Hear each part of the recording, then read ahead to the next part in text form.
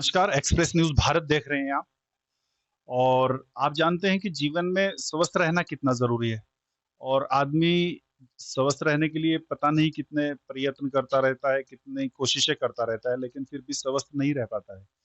लेकिन फिर भी आयुर्वेद एक ऐसी पद्धति है जिसको अपनाकर सामान्य तौर पर आदमी स्वस्थ जीवन जी सकता है, अगर आयुर्वेद के सिद्धांतों का हम पालन करें।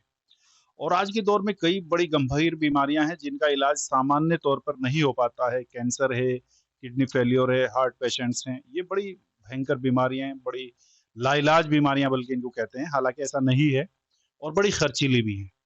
लेकिन आयुर्वेद एक ऐसी पद्धति है जो इस इन बीमारियों का कम खर्च में और पूर्णतः इलाज कर पाती है। मेरे साथ आयुर्वेद के एक बहुत बड़े वैद्य मौजूद हैं जो देहरादून तशरीफ लाए हैं। तो आज मैं आपको उनसे रूबरू कराता है। मेरे साथ रूबरू कराने के लिए मैं आपके पास पहुंचा हूँ सुखम हॉस्पिटल। जैसा कि आप जानते हैं कि सुखम हॉस्पिटल के जो एमडी हैं डॉक्टर रिजू कुमार, उनसे हम मुलाकात आपकी करवाते रहते हैं। कैंसर को लेके उनके बहुत सारे जो प्रोग्राम है वो चलते रहते हैं। कई सारे टेस्टिमोनियल हमने देखे हैं, उनके कई सारे पेशेंट जो संतुष्ट पेशेंट हैं, उनका भी हमने आपको उनसे रूबरू कराया है। लेकिन आज मेरे साथ चित्रकूट से आए हैं वैद्य जी हैं, उनसे सीधे आपको रूबरू कराते हैं, वही आपका अपना परिचय कराएँगे। बहुत-बहुत स्वागत है वैद्य जी आपका। आपका पूरा नाम, आप कहाँ से हैं और क्या करते हैं? मेरा नाम वैद्य श्री परमानंद वाजपेयी है। मैं चित्रकूट से का निवासी हूँ। मैं एमडी स्पेशलिस्ट, किडनी रोग विशेषज्ञ, वात रोग, मैं कई रोगियों को ठीक कर चुका हूँ और गंभीर से गंभीर बीमारी को आयुर्वेद के माध्यम से ठीक करने का प्रयास करता रहता हूँ। वैद्य जी, जैसे आपने बताया कि आप कई सारी गंभीर बीमारियां हैं उनको ठीक कर चुके हैं, उन पर काम कर चुके हैं, आयुर्वेद की मदद से आप उनका इलाज कर चुके हैं। तो जैसे मैंने 2 चीज़ें, 2 या 3 बड़ी बीमारियां हैं आमतौर से जिनका नाम सुन के आदमी डर जाता है। कैंसर है, किडनी फेल्योर है, हार्ट फेल्योर है।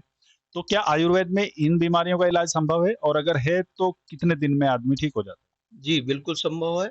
और यदि आयुर्वेद के सिद्धांतों का पालन किया जाए तो ये गंभीर से गंभीर बीमारी कम समय में पूर्णतः ठीक हो सकती है, परहेज के द्वारा, दवाओं के द्वारा और संयम के द्वारा। आयुर्वेद जो है संयम और परहेज और जो दिनचर्या है, ऋतुचर्या है, इसके आधार पे सारी चीज़ों को मैनेज करने पर गंभीर से गंभीर बीमारी कम समय में ठीक हो जाती है।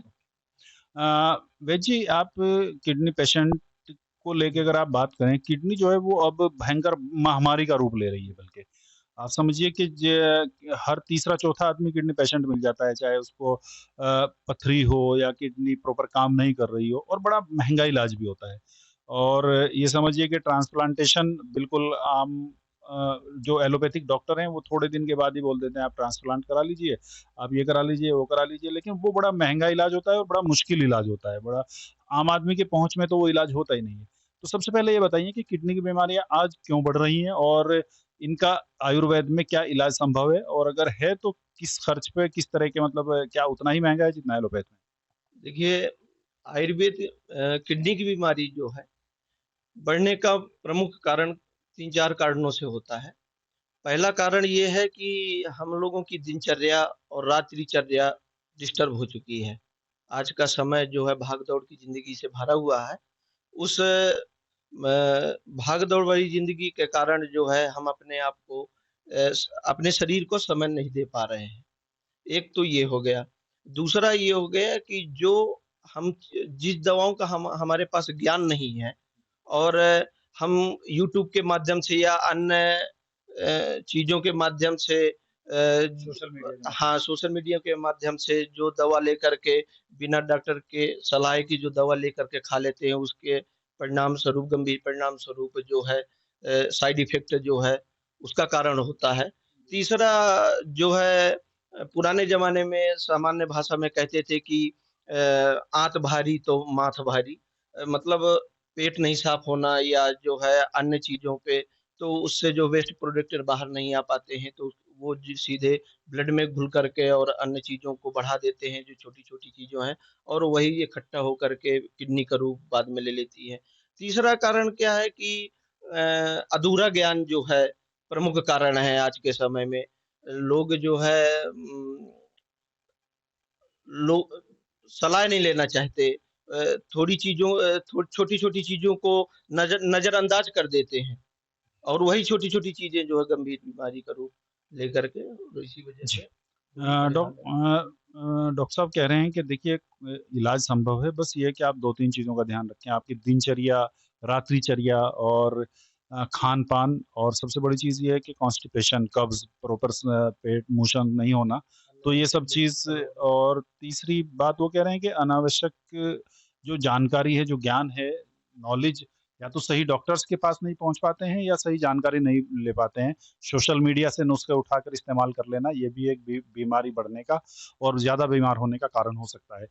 तो आखिरी सवाल मैं आपसे करूँगा कि क्या आयुर्वेद में किडनी का पूर्णतः इलाज संभव है? और अगर क्रिएटिनिन 10 से 15 तक भी चला गया हो, तो क्या तब भी आयुर्वेद इलाज कर सकता है? जी, आयुर्वेद में पूर्णतया संभव है। इसमें 2 थेरेपी होती हैं, एक में जो है शोधन और एक शमन। जो है शोधन के माध्यम से पंचकर्म के माध्यम से हम जो है वेस्ट प्रोडक्ट को बाहर निकाल कर के और ब्लड को छान करके चीज़ों को मतलब बढ़े हुए लक्षणों को स रिड्यूस करते हैं। अच्छा वैद्य एक छोटा सवाल हो रहा था, ये पथरी आम तौर से बड़ी बीमारी है आजकल और सामान्यतः बहुत सारे लोग इससे परेशान रहते हैं। इसका कारण क्या होता है और इसका इलाज क्या है? जी, पथरी का मुख्य कारण ये है कि जो है हम लोग बिना सोचे-समझे और बिना रिसर्च किए या अन्य चीज़ों के माध्यम से खान-पान के माध्यम से हम उसको अति मात्रा में जो चीज़ किसी चीज़ का सेवन कर लेते हैं, तो वही चीज़ जो है इकट्ठा होकर के और पथरी का रूप ले लेती है या अन्य चीज़ का हाई कैल्शियम का रूप लेकर के और पथरी बना देती है। आयुर्वेद में क्या इलाज है इसका? इसका पद आयुर्वेद में इलाज यही है कि जो है हम जो चीज़ पता चल जाए कि हमें इस चीज़ को नुकसान है, उस चीज़ को हमें अवॉइड करना चाहिए।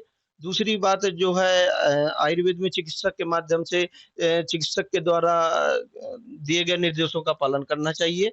उसके द्वारा जो मेडिसिन दी गई हैं, उसको पर्याप्त धैर्य रख कर के सेवन करना चाहिए तो 2-3 माह में पूरी तरह से क्योर हो जाता है।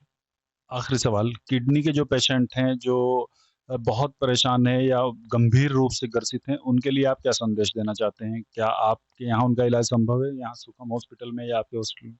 जी, हमारे यहाँ सुखम हॉस्पिटल में इलाज संभव है, ये किडनी रोग का और जिन रोगियों को डायलिसिस चल रही है बहुत दिनों से और बीपी बढ़ रहा है, पेट नहीं साफ हो पा रहा है और यूरिया क्रिएटिनिन में बार-बार बढ़ोतरी हो रही है, डायलिसिस करने के बाद भी जो है आगे और बढ़ता जा रहा है, रिड्यूस नहीं हो रहा है, तो इन सब चीज़ों का इलाज संभव है और लेकिन बशर्ते धैर्य रखने की ज़रूरत है।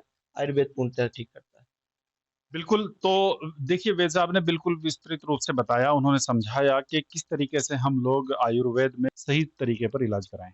बहुत शुक्रिया, आप देख रहे थे एक्सप्रेस न्यूज़ भारत, ज़िद सच दिखाने की।